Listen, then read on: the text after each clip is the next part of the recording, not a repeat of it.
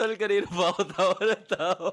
O, alam nyo na pala sa comment section. O, hindi na nila tinuloy. May kwento pa sana. Ang lupit. Ang ganda.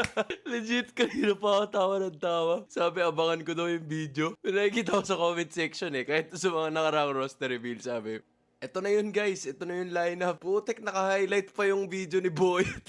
Naririnig pa si video ni Boyet. Walang iya ka talaga, Boyet. Kami naka-NDA kami, pre. Ikaw naka-NBA kaya.